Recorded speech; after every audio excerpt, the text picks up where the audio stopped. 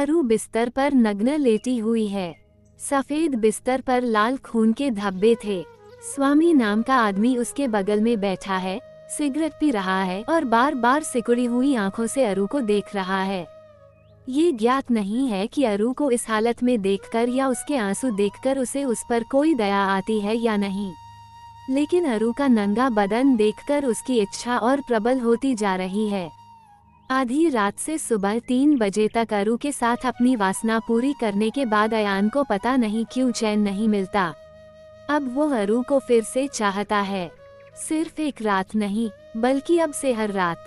अयान ने अपनी तीसरी सिगरेट नीचे रखी और अरु को फिर से अपने करीब खींच लिया, प्रेम से नहीं बल्कि आनंद से। और अरु के शरीर में हिलने डुलने की जरा सी भी ताकत नहीं है। वह चुपचाप आंसू बहा रही है। वो बस एक ही बात सोच रही है, क्या अब जिंदगी की रातें ऐसी ही होती हैं? इतनी सारी मशीनें। भोर होते होते अयान थककर अरु की छाती पर लेट गया और अरु कुछ समय पहले की बात के बारे में सोचने लगा। अरु नई दुल्हन की तरह सजी धजी लिविंग रूम में बैठी है। उन्होंने लाल कढ़ाई वाली जामदानी साड़ी पहनी हुई है। उनके लंबे बाल उनकी पीठ पर खुले हैं।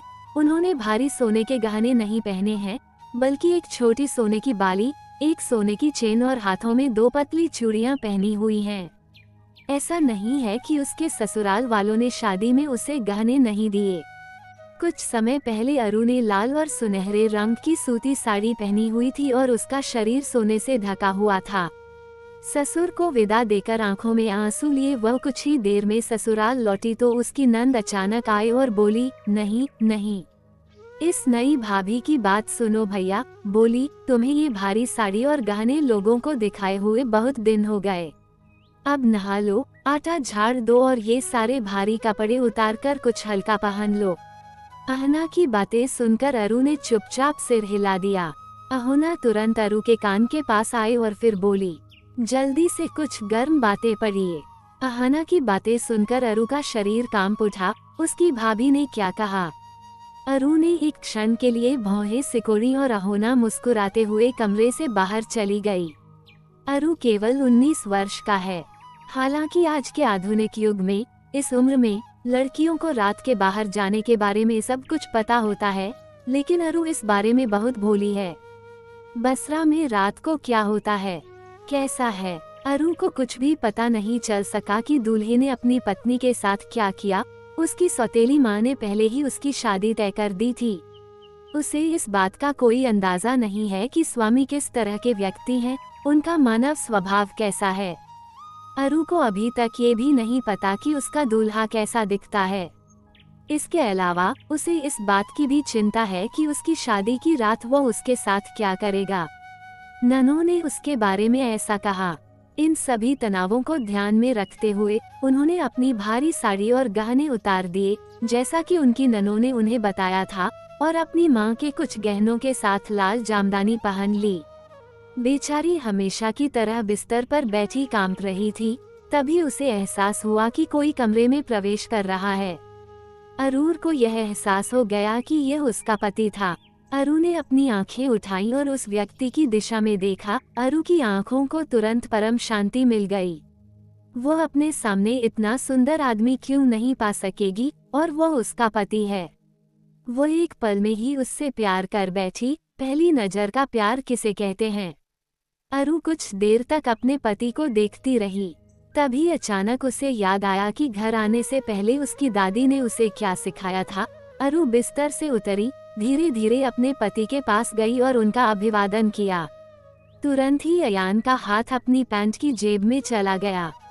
उसने अपना बटुआ निकाला, फिर उसने अरु को थोड़ा ऊपर खींचा। अपने बटुए से 1000 टका के 10 नोट निकाले, यानी 10,000 टका, और अरु को दे दिए। अरु आश्चर्यचकित है। वह आश्चर्य भरी निगाहों से अपने पति को देखती है और सोचती है कि उसकी दादी ने उससे कहा था कि शादी की रात उसका पति उसे जो भी दे उसे खुशी खुशी स्वीकार कर लेना। लेकिन पैसा अरु को कैसा लगा होगा, क्योंकि उसने अपनी भाभी से सुना था कि जो पति उपहार देता है वही उसकी पत्नी होती है। लेकिन क्या शादी की रात पैसा एक उपहार है? या क्या शादी की रात को पैसा उपहार के रूप में दिया जा सकता है? अरु ने खुद से सवाल पूछा, लेकिन उसके पास जवाब नहीं था। जब अरु इन बातों के बारे में सोच रहा था, अयान ने अरु को ध्यान से देखा।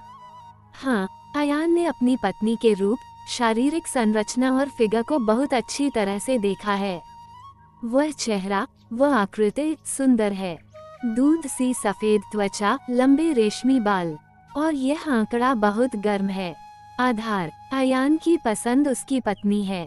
अयान एक अमीर पिता का इकलौता बेटा है। मेरी 2 बहनें हैं, एक बुजुर्ग जिसका नाम आरोही था और छोटी बहन का नाम अहोना है। अयान पेशे से बांग्लादेश के एक बड़े अस्पताल अपोलो हॉस्पिटल के CFO हैं। वो लड़कियों को प्रेम की वस्तु नहीं मानता, वो उन्हें उपभोग की वस्तु मानता है। हालांकि ऐसा सोचने के उसके पास अच्छे कारण हैं, उस कारण के बारे में मैं आपको बाद में बताऊंगा, अभी नहीं। काम के दबाव के कारण उसके पास कभी लड़कियों पर उतना ध्यान देने का समय नहीं था, इसलिए भले ही वो लड़कियों को उपभोग की वस्तु समझता था, अयान को उनसे भोग करने में ज्यादा रुचि नहीं थी। किसी लड़की को देखकर उसे कभी इतनी तीव्र शक्ति की अनुभूति नहीं हुई थी। आज पहली बार मैंने ताओ अरु को देखा। अयान की उम्र 28 साल है, यानी वो अरु से 9 साल बड़ा है। अयान के पिता श्री निसाद हुसैन ने विवाह के लिए दबाव डाला क्योंकि उन्हें लगा कि उनके बेटे की उम्र विवाह के लिए सही है। उसके बेटे को दुनिया की परवाह नहीं है, इसलिए अगर जिम्मेदारी उसके कंधों पर आती है तो अयान दुनिया की परवाह करेगा। इसलिए उसने अपने बेटे के लिए अपने दोस्त की बेटी को चुना। हालांकि अयान ने शादी से पहले अरु की तस्वीरें देखी थीं, लेकिन तस्वीरों में अरु ने अयान को वास्तविक जीवन में शारीरिक रूप से भी प्रभावित नहीं किया। अयान के प्रश्न से औ के विचारों में व्यवधान उत्पन्न हुआ। अयान ने कहा, तुम्हारा नाम क्या है?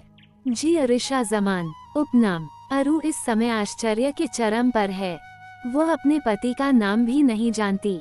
जी श्रीमान, हम अरिशा हुसैन अरु, जमान नहीं, ये समझ लो। अरु ने सहमति में सिर हिलाया, धीरे धीरे चला गया और अयान द्वारा दिए गए पैसे अपने बैग में रख लिए। इस बीच अयान ने अरु को सिर से पैर तक बहुत ध्यान से देखा, एक बार फिर उसका निरीक्षण किया। हाँ, वो इस लड़की को चाहता था। अभी इच्छा की ज्वाला उसे एक क्षण में भस्म कर रही है। एक क्षण में वह अरु के पीछे खड़ा हो गया। अरु, जो भी पीछे जाता है, अयान के साथ एक खेल खेलता है। वह डर गया। इससे पहले कि अरु कुछ समझ पाती, अयान ने बिना देर किए अरु को अपनी बाहों में उठा लिया। उसने उसे बिस्तर पर धकेल दिया और अपना वजन उसके ऊपर डाल दिया। अयान ओरू के कंधे को चूम रहा है और ओरू डर से कांप रही है। उसे बहुत पसीना आ रहा है जबकि एस बड़ी ही चालू है। क्या रात में ऐसा ही होता है? आज रात मेरे पति कुछ नहीं बोलेंगे। क्या आप अच्छे बुरे के बारे में सवाल भी नहीं पूछते? अब अरु के साथ क्या होगा? अरु डर के मारे चिल्लाया। अयान ने अरु की चीख नहीं सुनी, या शायद उसने न सुनने का नाटक किया, लेकिन तुरंत उसने अरु के होठों पर कब्जा कर लिया। अरे बाप रे, वह जानती है कि यह एक होंठ चुंबन है। उसने इसे फिल्मों में देखा है, लेकिन वहाँ दो लोग प्यार में पड़ जाते हैं और बहुत करीब आ जाते हैं, लेकिन उसके मंगेतर का ऐसा करना कोई प्रेम नहीं दर्शाता। और वह अभी भी स्वामी नाम के आदमी को 5% भी नहीं पहचान पाती है, और उससे भी बड़ी बात यह है कि वो उसके होठों को चूम भी नहीं पाती है। उसकी सांस फूल रही थी। उसने अपने हाथ पैर फेंकने शुरू कर दिए, लेकिन अयान अब अरु को चाहता था, चाहे कुछ भी हो। और फिर उसकी पत्नी भी है। अयान ने करीब 10 मिनट तक चुंबन के माध्यम से खुद को उत्तेजित किया। फिर उसने अरु के होंठ जोर से काट लिया। अरु और भी जोर से चिल्लाने और रोने लगी। अरु के होठों से खून बह रहा है। अयान ने अरु की चीख सुनी और उसका चेहरा ढक दिया। चुप रहो, गति कम करो, और इतना रोना धोना क्यों हो रहा है? अरु का रोना और भी बढ़ गया। अयान अब अपनी भौं उठाता है, अरु की ओर देखता है, नहीं, अरु के चेहरे की ओर नहीं, बल्कि अरु की छाती की ओर। फिर जो भी साड़ी का किनारा हटाने वाला है, अरु ने कहा, आप क्या कर रहे हो? मैं बहुत डर, कृपया मुझे कुछ समय दीजिए। मैं इन्हें समझ नहीं सकता। कृपया मुझे थोड़ा समायोजित करने दीजिए। इस बार अयान का मूड खराब हो गया है। ये लड़की क्या बोल रही है? बाबा, आप तो बहुत कुछ बोल सकते हैं, लेकिन इसका कोई फायदा नहीं है। ये कहते हुए अयान बिना एक क्षण भी इंतजार किए अरु पर कूद पड़ा। उसने अरु के शरीर से साड़ी खींच ली। उसकी आंखों में भोर की रोशनी चमक उठी और अरूर अपने विचारों की दुनिया से अलग हो गया। अरु ने पूरी रात बिना सोए बिताए। अयान अभी भी उसकी छाती पर गहरी नींद में सो रहा है।